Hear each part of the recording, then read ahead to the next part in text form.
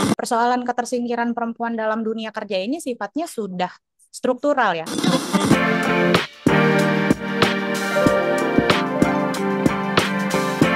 Hai sahabat TCID, kalian sedang mendengarkan podcast Suara Akademia. Ngobrol seru isu terkini bareng akademisi. 1 Mei diperingati sebagai Hari Buruh Sobat TCID. Everybody knows about that. Dan ya ketika kita berbicara soal buruh gitu ya, nggak cuma di dunia aja tapi juga di Indonesia begitu. There are a lot of cases yang mungkin seru buat jadi bahan obrolan begitu. Soal kesejahteraan for sure pasti bakal diomongin tiap tahun ke tahun. Cuman ada satu permasalahan yang sebenarnya sempat jadi bahasan dan juga obrolan dari newsroomnya TCID begitu mengenai kesejahteraan buruh perempuan, karena bisa kita lihat bahwa demografi Indonesia kan sebenarnya banyak banget nih jumlah perempuannya begitu, especially di usia produktif juga jumlah perempuan gak sedikit. Tapi kalau misalnya kita melihat bagaimana perjuangan para buruh begitu ya, lebih cenderung bagaimana yang diperjuangkan hak-hak umum begitu. Sedangkan buruh perempuan ini hak-hak yang spesifik itu tuh menjadi isu tersendiri yang sebenarnya jarang diangkat ke publik begitu kan. And yeah, there are a lot of things yang memang bisa dibahas mengenai kesejahteraan buruh perempuan. And for this episode, dalam memperingati Hari Buruh begitu ya, Suara Akademia kali ini kita bakal ngebahas tentang bagaimana kesejahteraan buruh perempuan di Indonesia, karena ini adalah satu hal yang menurut saya lumayan buat dibahas begitu. Sangat menarik untuk dibahas karena ini tuh hal apa ya, masalahnya banyak banget gitu yang emang sampai hari ini tuh belum kesentuh begitu. And for this episode kita bakal ngobrol bareng sama Mbak Abi Gina Buang Manalu. Beliau adalah direktur eksekutif dari Jurnal Perempuan begitu ya, dan juga salah satu staf pengajar di jurusan filsafat begitu. Halo Mbak Abi, apa kabar Mbak? Halo Mas Syarif, kabar baik. Mas Syarif apa kabar? Baik, baik, begitu kan. Happy gitu karena bakal ada long weekend lagi. Oh iya, benar-benar. Meskipun ada hari kejepitnya tuh hari Jumat, cuman bisa lah ya buat dia kalah-kalahin begitu. Oh, But iya, iya. Mbak Ebi, mungkin pertanyaan pertama nih, kalau kita berbicara soal buruh perempuan begitu, Mbak Hmm. Ebi dan teman-teman jurnal perempuan nih ngelihatnya gimana nih Mbak situasi yang sekarang? Karena kan kesejahteraan buruh permasalahannya banyak banget, tapi buruh perempuan kayaknya nggak banyak banget nih yang mention. Apakah ada Hmm. menjadi concern juga dari teman-teman jurnal perempuan, atau sebenarnya juga udah pernah melakukan sesuatu gitu mengenai buruh perempuan Hmm. ini? Oke, ya. Makasih pertanyaannya Mas Syarif. Mungkin kita ntar ngobrol-ngobrol ya soal ini. Tapi sebagai disclaimer dulu mungkin di depan ya, karena tadi kita bicara tentang buruh, saya pikir pasti cukup banyak tadi organisasi yang bahas ini atau mungkin mengadvokasi langsung. Nah, saya mungkin sebagai dari jurnal perempuan atau representatifnya lebih banyak mungkin melakukan tadi riset-riset terkait itu. Jadi tanpa maksud nanti mereduksi atau mungkin tadi mengeneralisasi, nanti saya akan coba bahas dari riset yang kami pahami gitu ya, atau yang kami lakukan. Nah, kalau bicara soal kesejahteraan buruh saat ini, sebetulnya nanti isunya kita bisa lihat beberapa hal ya, mungkin dari angka partisipasi pertama, yang kedua mungkin tadi dalam situasi kerja, apakah kerja sudah atau pemberi kerja memberikan ruang kerja yang layak dan aman.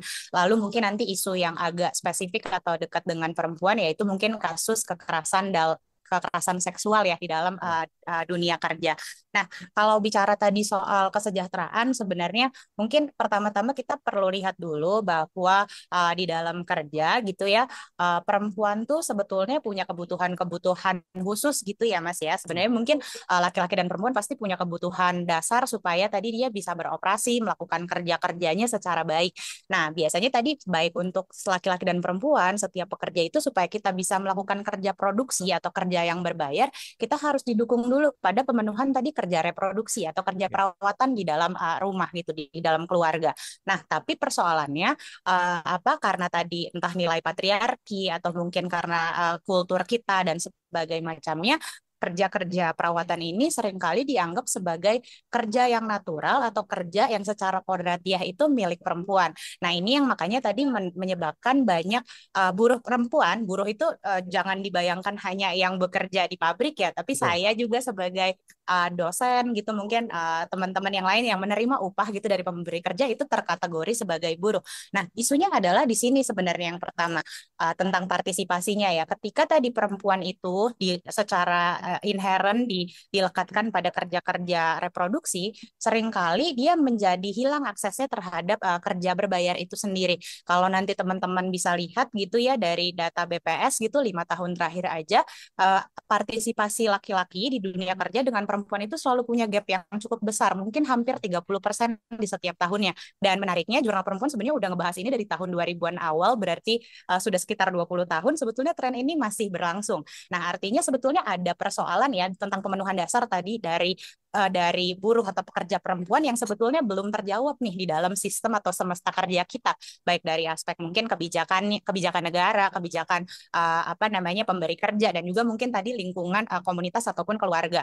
Nah, jadi di situ tadi kalau bisa dilihat sebagai data, sebagai rujukan tadi tentang kesejahteraan dan partisipasi kerjanya, perempuan itu di usia tadi reproduktif aktif gitu ya, mungkin dikatakan di 25 tahun sampai 45 tahun, menurut Bank Dunia itu mereka tuh punya kesempatan yang jauh lebih tinggi untuk berhenti atau menarik diri dari dunia kerja.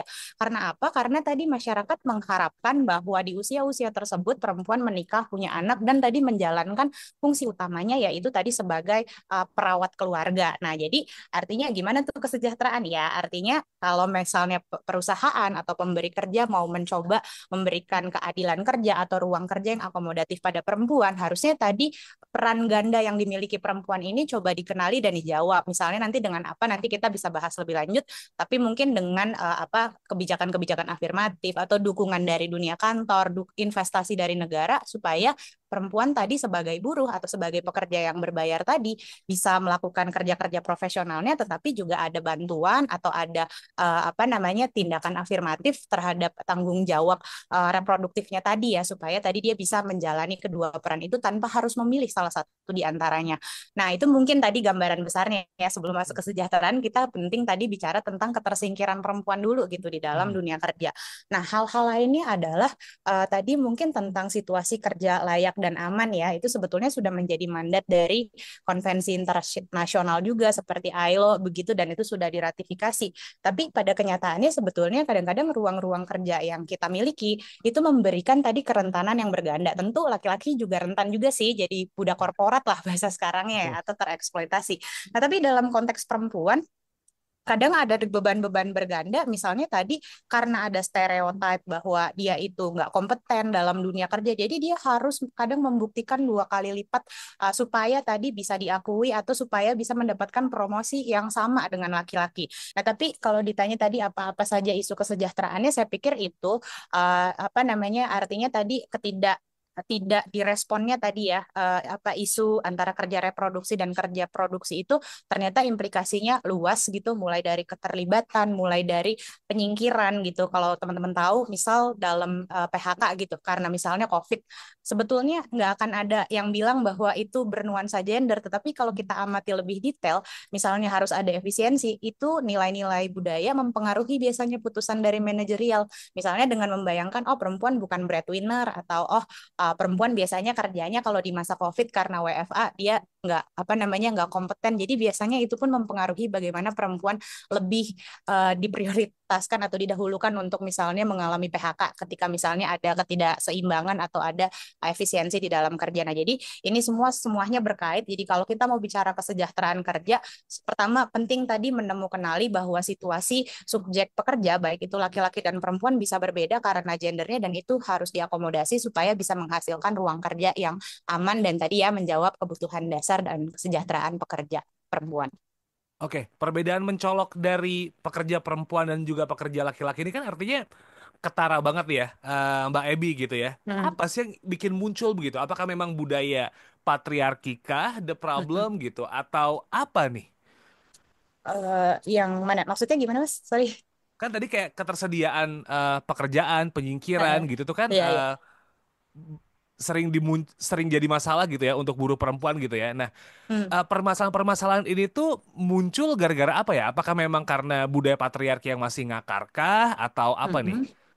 Macam-macam ya, terutama memang karena budaya patriarki ya, artinya ada asumsi gitu ya, bahwa memang tadi perempuan itu punya tanggung jawab yang berbeda dari laki-laki, dan asumsi-asumsi ini kadang-kadang sebetulnya nggak klop ketika dibenturkan pada kenyataan. Misalnya kayak tadi dalam hal misalnya pem-PHK-an, orang akan cenderung tadi milih melakukan PHK terhadap perempuan karena membayangkan dia bukan pencari nafkah utama, karena pencari nafkah utama adalah laki-laki. Tapi kalau kita lihat pada kenyataannya, padahal jumlah perempuan kepala keluarga itu sudah sangat banyak, entah karena cerai kah, entah karena ditinggal meninggal, atau alasan lain sebagainya. Nah, ini yang tadi menjadi persoalan bahwa seringkali kebijakan-kebijakan yang dibuat baik nanti di tingkat negara atau di tingkat organisasional dan juga di tingkat kantor begitu ya, di tingkat perusahaan, itu tanpa disadari sering tadi mengacu kepada apa namanya kepercayaan-kepercayaan kultural atau kebiasaan kultural yang mendampinginya gitu. Jadi misalnya ya tadi ya dengan bayangan kayak perempuan bukan pencari nafkah utama, nggak apa-apa dong kalau dia dipecat duluan gitu ya. Atau ada asumsi-asumsi lain misalnya kayak wah kalau misalnya kita harus ngelakuin kerja WFA, perempuan bakalan nggak terlalu kompeten nih karena dia pasti nanti lebih pusing atau lebih bakal fokus ngurusin urusan rumah tangganya.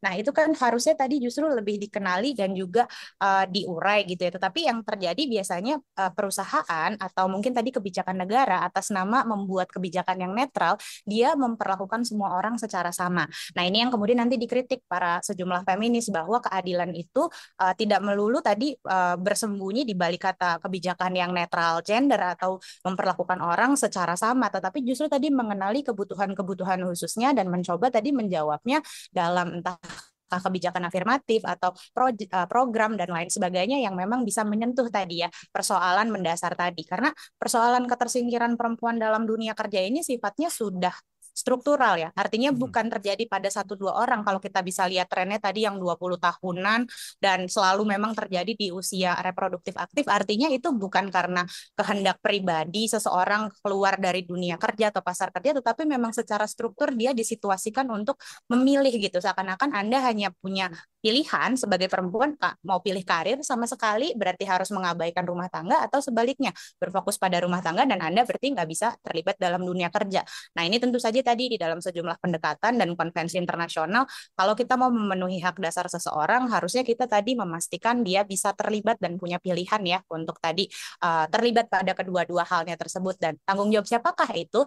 Ya tentu tanggung jawab bersama, utamanya negara, lalu nanti pemberi kerja, dan nanti komunitas dan juga keluarga, untuk supaya seluruhnya saling bernegosiasi, bekerja sama supaya keadilan atau keterlibatan di dunia kerja itu dimungkinkan bagi perempuan. Pilihan tadi jadi menarik buat aku pribadi nih, Mbak Evi, karena memilih karir jadi akhirnya harus total dan singkirkan keluarga, atau memilih menjadi ibu rumah tangga dalam quote and quote begitu ya, dan lupakan karir, itu tuh menjadi hal yang lumayan bikin pusing begitu, karena sebenarnya itu sudah jadi beban ganda dalam tanda petik untuk para buruh perempuan di luar sana begitu ya, pekerja perempuan di luar sana begitu, dan bekerja dan mengurus rumah tangga aja tuh kalau dibayangin kayaknya 24 jam nggak cukup kalau emang harus istirahat yang proper. Ini mempengaruhi kesejahteraan teman-teman pekerja perempuan nggak sih? Dan akhirnya kadang-kadang jadi judgement, wah kalau orang udah banyak beban kayak gini nih produktivitasnya kurang nih gitu.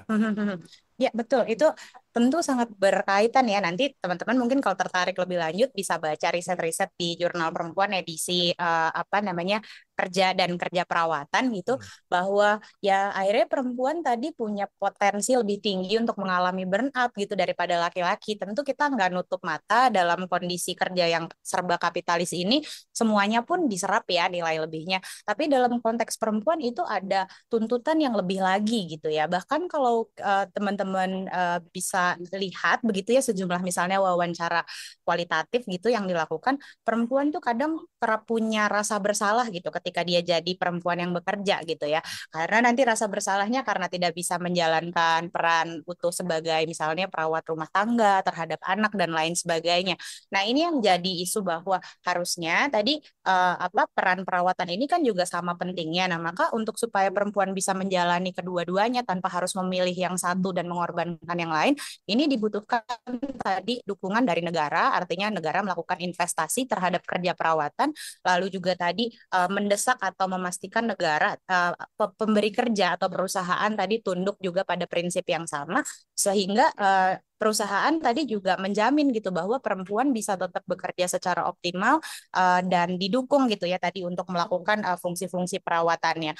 Nah ya akhirnya seperti itu juga sih Mas, dari beberapa artikel-artikel atau riset yang kami baca, ada sejumlah juga perempuan yang merasa harus akhirnya memilih begitu ya antara harus kerja atau jadi ibu rumah tangga murni nih, karena tadi rasa-rasanya dia ketika di dunia kerja pun juga dipertanyakan terus begitu kan, mungkin sama teman-temannya, emang itu dia kerja benar nggak sih. Makanya ada juga kan ya biasanya pemberi kerja dia nggak tulis secara literal tetapi dia punya favoritism gitu, jadi dia akan lebih pilih untuk mempekerjakan laki-laki dengan asumsi laki-laki bakal lebih efisien nih, dia kan nggak bakal cuti melahirkan, kalaupun dia punya istri melahirkan dia juga nggak bakalan terlibat-libat amat lah, dia juga nggak ada cuti menstruasi dan lainnya. Nah ini pada titik ini sebenarnya perannya sangat krusial adalah di negara, bagaimana dia punya kebijakan, punya punya undang-undang ketenaga kerjaan yang memastikan supaya aspek non diskriminatif itu menjadi prinsip kerja bersama gitu ya, kira-kira kayak gitu. Oke. Eh, jadi begini, kalau misalnya kita mencoba untuk mengurai permasalahan yang ada terjadi let's say dari tahun 2025 ke belakang gitu nih, Mbak Ebi gitu. Ini kan terkesannya perilaku diskriminatif untuk pekerja perempuan ini kan terkesan sistematis begitu ya, dari eh, regulasi dibuat seolah-olah gender neutral, tapi sebenarnya justru malah merugikan pekerja perempuan begitu. Ya. Budaya patriarki yang bisa dibilang em, sering salah kaprah bagaimana harusnya memperlakukan pekerja perempuan di luaran sana. Habis itu gimana orang-orang kantor ngelihat. Nah, pertanyaan saya berikutnya nih, apakah memang ada ketakutan terhadap sanksi sosial dan juga ekonomi nih, Mbak?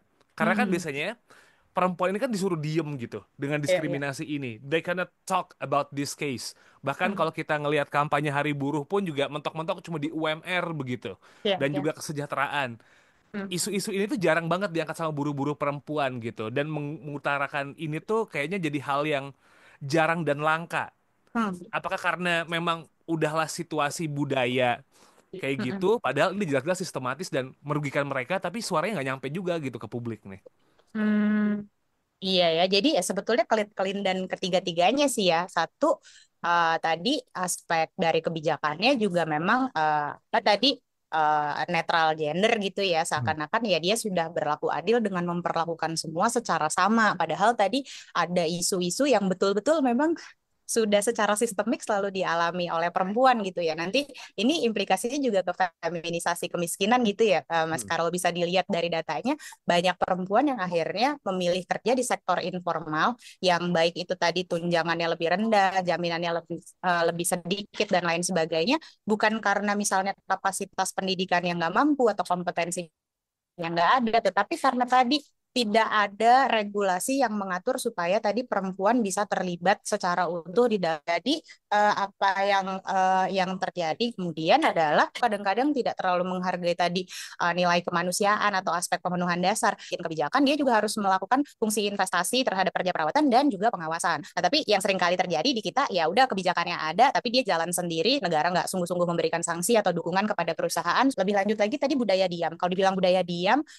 sebenarnya ini bisa berlaku di perempuan dan laki-laki sih ya Mas. Kadang kita bisa lihat kalau misalnya serikat buruh itu sangat sangat vokal gitu bicara tentang misalnya hak pekerja, kadang terjadi bukannya dia diakomodasi atau diajak bercakap-cakap, malah terjadi pemecatan gitu ya secara sistematik. Mungkin nanti bisa saja alasannya karena dia kerjanya nggak sesuai KPI dan lainnya, tetapi memang ada kecenderungan ketidaksukaan gitu ya ketika misalnya kita misalnya melakukan kritik. Nah, yang lain memang tadi ya, jadi ketika kadang buruh perempuan nggak berbicara atau nggak bersuara, misalnya soal status kerja yang tidak adil atau diskriminasi, kadang-kadang bukan karena dia nggak aware sama isu itu, tetapi tadi konsekuensi yang berat, misalnya nanti berupa pemecatan atau disingkirkan atau mungkin tadi dirumahkan dan lain sebagainya, akhirnya membuat perempuan harus berkompromi gitu atau menerima saja tadi situasi tersebut, yang penting bisa tetap berada di dalam sebuah lingkungan kerja sekalipun tadi mungkin udah toksik, nggak adil dan lainnya ya. Jadi itu sih balik lagi sebenarnya kenapa dibilang sistematik, karena ini persoalannya bukan hanya pada satu aspek saja tetapi sudah menyeluruh ya, dari tingkat yang paling makronya sampai praktik di tingkat institusi dan bahkan di keluarga sendiri cenderung memang membiarkan tadi perempuan dalam beban gandanya itu untuk merespon dunia kerja yang buta lah ya terhadap kebutuhannya. Jadi gimana meresponnya juga ya, artinya tadi butuh kerja sama seluruhnya juga sih gitu ya, nggak bisa cuma diletakkan pada satu pihak aja.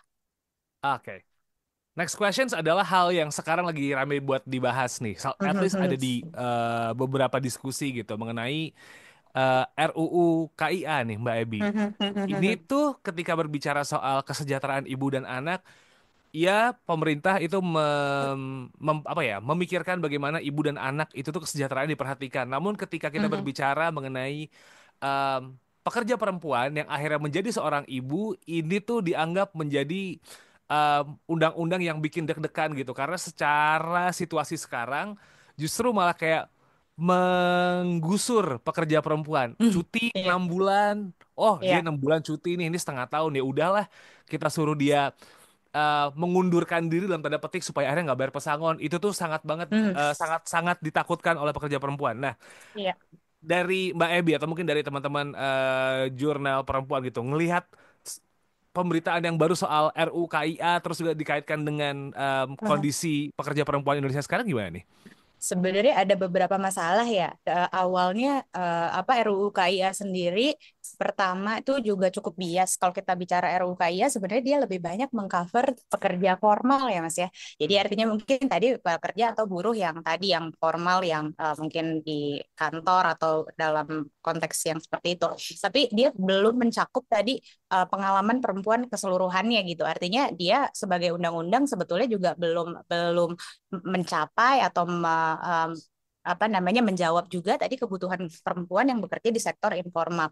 Nah, yang kedua adalah tadi RUU KIA di satu sisi bisa dilihat sebagai upaya sebenarnya menghasilkan kebijakan yang berperspektif gender gitu ya, karena harapannya gitu dengan adanya RUU KIA tadi kebutuhan perempuan untuk melakukan kerja reproduksi, mungkin tadi perawatan terhadap anak yang baru lahir, menyusui itu bisa dijawab. Nah, persoalannya adalah tadi kebijakan yang baik atau kebijakan yang sensitif gender itu seharusnya tadi melibatkan konstituennya tuh secara baik, dan juga tadi memastikan gitu kebijakan tersebut tidak dibuat secara sembarangan. Artinya kita harus lihat dulu nih dampak dari pembuatan sebuah kebijakan, apakah benar-benar mencapai targetnya yaitu melindungi, atau jangan-jangan justru membuat posisi seseorang menjadi lebih rentan. Tadi kayak Mas Syarif udah katakan misalnya wacana bahwa misalnya tadi perempuan yang dalam waktu maternal begitu ya diberikan cuti selama 6 bulan. Nah, secara ide bagus, mungkin ini mencoba mengadaptasi beberapa kebijakan yang udah sukses di luar negeri ya. Tetapi yang belum dibaca adalah kebijakan itu apakah tadi sudah disediakan diikuti juga gitu dengan penganggaran yang masuk akal yang bisa menjawab kebutuhan tersebut. Misalnya kalau misalnya perusahaan hanya memberikan tadi cuti 6 bulan, atau misalnya negara memberikan ketentuan bahwa ya cuti 6 bulan itu katakan harus berbayar, tetapi bayarannya misalnya ditanggung oleh perusahaan, ya otomatis perusahaan yang tadi orientasinya kepada keuntungan dia akan takut dong ya memberikan kerja. Akhirnya dia akan lebih pilih dari awal mendingan nggak usah rekrut perempuan deh daripada besok harus bayarin beberapa orang hamil gitu, bayar gaji tetap dan lainnya. Ya kita akan lebih pilih tadi pekerja laki-laki. Nah, di sini yang tadi jadi isu bahwa kebijakan seperti RUU KIA gitu, kita nggak bisa langsung cepat-cepat merasa itu sebagai afirmatif kalau ternyata dampak sampingannya justru lebih memungkinkan perempuan untuk keluar dari pasar tenaga kerja. Kayak yang tadi mungkin ada kebijakan anti non diskriminatif atau ya aturannya secara tertulis tidak boleh dipecat atau disingkirkan. Tapi tadi dengan situasi yang ada, dengan pasar yang tadi merasa dibebani, mungkin tadi ya dengan cuti-cuti itu cuti berbayar, jadi akan mencoba tadi ya untuk tidak melibatkan perempuan dalam dunia kerja atau mungkin tadi mengakali kebijakan tersebut. Nah, maka jika memang pengen bikin kebijakan seperti itu, negara harus memastikan misalnya ada kontribusi dari perusahaan lah untuk misalnya cuti tidak berbayar, tetapi jaminan sosial tentang maternal itu harusnya mungkin justru lebih ditanggung oleh negara. Nah, ini kan kita belum sampai ke sana ya. Lalu tadi isu lain juga waktu 6 bulan itu juga begitu lama gitu ya. Artinya kalau misalnya cutinya hanya berupa cuti tanpa dengan berikut dengan bayaran, ya artinya nanti pasti semua buruh juga akan berpikir 2-3 kali untuk misalnya terlibat gitu. Karena kemarin di salah satu riset yang kami lakukan, kami lihat bahas tentang tadi cuti perawatan anak gitu ya. Misalnya beberapa perusahaan sudah menerapkan cuti perawatan anak bukan hanya kepada perempuan tetapi laki-laki. Nah, artinya ini kita bisa lihat, oh bagus nih ada upaya untuk ngelibatin laki-laki di dalam melakukan perawatan. Tapi ketika itu tadi berkait dengan pembayaran, bahwa misalnya tadi ketika cuti ya Anda boleh cuti tapi nggak dibayar juga gitu ya, itu juga mencerabut dia tadi dari sumber penghidupannya, maka itu nggak bisa diaplikasikan. Nah, maka RUU KIA ini harus dilihat tadi secara hati-hati juga, karena tadi bukan cuma soal apa namanya, bukan soal membuat perempuan ada di rumah, tetapi bagaimana situasi kerja perawatannya itu tidak mengancam dia untuk keluar dari kerja berbayarnya, dan di satu sisi juga tadi ya bisa mendorong keterlibatan laki-laki gitu ya untuk membagi kerja perawatannya. Nah, kalau tadi di dalam konsep RUU KIA kita hari ini, kalau nanti di breakdown pasal-pasalnya, itu masih banyak di dalamnya yang justru seperti memperkuat gitu ya, peran perawatan itu seakan-akan hanya milik perempuan saja. Padahal kalau kita lihat, ya kerja perawatan itu bisa dilakukan siapa saja, dan termasuk tadi merawat anak pun sebetulnya laki-laki sangat punya kompetensi untuk melakukannya. Jadi itu yang dari sejumlah pemikir feminis menggarisbawahi bahwa kebijakan yang berperspektif gender itu juga harus hati-hati, jangan sampai nanti niatannya bagus, tetapi karena tadi dibuat secara terburu-buru dan tidak berdasar pada data atau kebutuhan perempuan di tingkat mungkin pekerja atau di pengalaman perempuan buruh, malah justru bisa menghasilkan kebijakan yang semakin merentankan kelompok tersebut. Kira-kira kayak gitu, Mas. So, kebijakan yang gender responsif itu tuh much more important buat kondisi pekerja perempuan Indonesia sekarang daripada bersifatnya netral di mata hukum, begitu ya, Mbak Ebi ya. Nah, what kalau misalnya memang pada akhirnya di pemerintah itu tuh bisa membuat pekerjaan yang gender responsif begitu dengan undang-undang yang ada sekarang gitu. Apa contohnya nih mungkin dari Mbak Ebi gitu, atau mungkin dari hasil temuan atau mungkin suggestions yang bisa pelan-pelan diinjek dan bisa dilakukan gitu sama pemerintah dan diterapkan di Indonesia nih, Mbak. Misalnya tadi beberapa yang udah dilakukan cuti menstruasi ya, Hmm. secara kebijakan mungkin di dalam kebijakan kita sudah ada, tetapi implementasinya tuh bisa sangat lain-lain gitu. Hmm. Kalau di perusahaan yang besar kita masih ada gitu ya laporan, misalnya dia mau cuti menstruasi terus disuruh pembuktian barangkali beneran nggak Ya. menstruasi, ya itu kan tidak menjawab gitu. Nah, justru kita harus melibatkan tadi praktik-praktik baik yang sudah ada untuk dipelajarin dan mungkin tadi diamplifikasi secara lebih besar gitu ya. Biasanya tadi praktik baik ini dilakukan oleh entah perusahaan perintis kah atau mungkin organisasi masyarakat sipil kah gitu yang menerapkan tadi kebijakan-kebijakan berperspektif gender. Sebagai contoh misal tadi cuti ayah. Kalau di dalam kebijakan cuti ayah itu sebenarnya cuma cuti mendampingi proses lahiran lah ya, artinya cuma 2 hari gitu. Nah, terus tapi di sejumlah misalnya praktik-praktik baik di beberapa perusahaan, dia sudah mulai mengintegrasikan cuti ayah yang waktunya lebih panjang, lalu mungkin bukan hanya artinya laki-laki jadi libur selama tadi ada proses kehamilan atau melahirkan, tetapi juga disertai misalnya dengan pelatihan atau kelas yang memang membekali laki-laki dengan kapasitas kerja perawatan gitu. Jadi ya waktu dia misalnya cuti gitu ya, salah satu organisasi gitu menunjukkan praktik baiknya, mereka tuh punya kayak kelas-kelas orang tua gitu yang bicara tentang gimana sih pembagian gender dalam rumah tangga. Lalu laki-laki tuh punya nggak sih kapasitas misalnya tadi ganti popok dan lainnya. Jangan sampai misalnya dikasih cuti ayah ternyata bukan dia bantu istrinya misalnya atau terlibat bersama melakukan perawatan terhadap bayi, jangan-jangan justru ekspektasinya karena dia di rumah dia justru dilayanin sama istrinya. Nah, jadi untuk menghasilkan tadi yang kebijakan berperspektif gender artinya sebanyak-banyak mungkin tadi melibatkan mungkin tadi praktisi atau pengalaman-pengalaman konkret di tingkat akar rumput yang memang bisa kita jadikan bahan refleksi, entahkah ini praktek baik atau ini tadi mengisi kekosongan di dalam tingkat kebijakan, karena kan kebijakan biasanya abstrak ya, jadi dia gagal gitu melihat realitas sosialnya apa. Nah, jadi itu selalu kebijakan itu tadi harus juga bersifat dari bawah ke atas juga gitu ya. Jadi maksudnya melibatkan pengalaman konkret sebagai pertimbangan untuk tadi menyempurnakan praktik-praktik kebijakan atau mungkin memperbaiki bahkan ya kebijakan yang sifatnya masih terlalu netral atau tadi gagal atau gagap membaca situasi faktual para buruh perempuan. Kira-kira itu. Oke, it's gonna be my last questions nih, Mbak Ebi gitu. Ini tayang di tanggal 1 Mei, tepat di Hari Buruh begitu ya, dan permasalahan buruh perempuan, pekerja perempuan di Indonesia sepertinya masih banyak yang harus diselesaikan begitu. Kayaknya namanya Ya. masalah bakal selalu ada. Is there a message gitu buat teman-teman pekerja perempuan yang pengen Mbak Ebi sampaikan, atau mungkin dari teman-teman jurnal perempuan ingin sampaikan mengenai perayaan Hari Buruh ini nih, Mbak Ebi?